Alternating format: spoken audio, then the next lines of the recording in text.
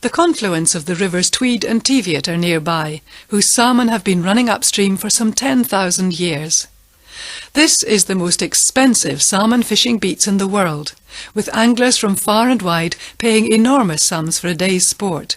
The TV presenter Chris Tarrant is a regular.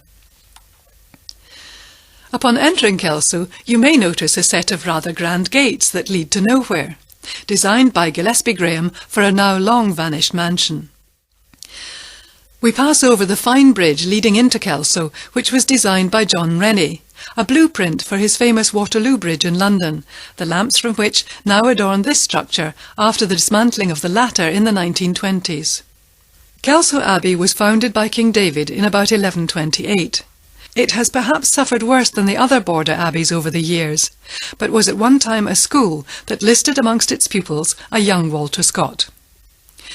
The cobbled town square has an almost continental feel to it. The town sits at the foot of the drive to Flores Castle. Flores was remodelled from 1838 for the 6th Duke of Roxburgh by Playfair, and what a job he did over the following 11 years. The castle is like a fairy tale palace, with pepper-pot turrets, castellated parapets, and a wealth of rich detail. It's the largest inhabited castle in Scotland, and remains the centrepiece of the 50,000-acre estate of the Duke and Duchess of Roxburgh. Flores is open to the public.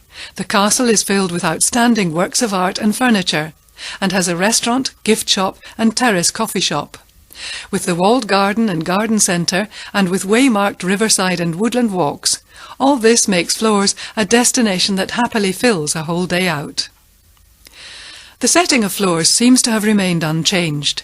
It looks out, as it always has, over a wide sweep of meadow to the river and distant roofs and spires of Kelso, the town located a discreet distance of a mile away from the Big House, with, to the right of the town, the site of Old Roxburgh Castle, whilst the distant border hills act as a final backcloth.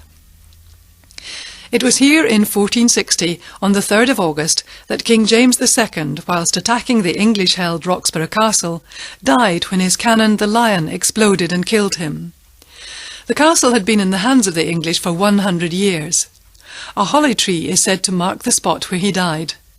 His queen, Mary of Guelders, made her way to the Scots camp with her 8-year-old son, and inspired the troops to take the castle, and dismantled it, leaving it much as we see it to this day. Roxburgh was one of the 4 great castles of the time, ranking with Edinburgh, Stirling and Berwick. It even had a royal mint and a walled town. As a result of this, it was a recent location for a TV series on archaeological digs. Follow the signs for Green Law and the hamlet of Hume. Hume Castle dominates the skyline for miles around and affords wide-reaching views of the Merse. The current crenellations were erected in 1800, but the castle dates from the 13th century.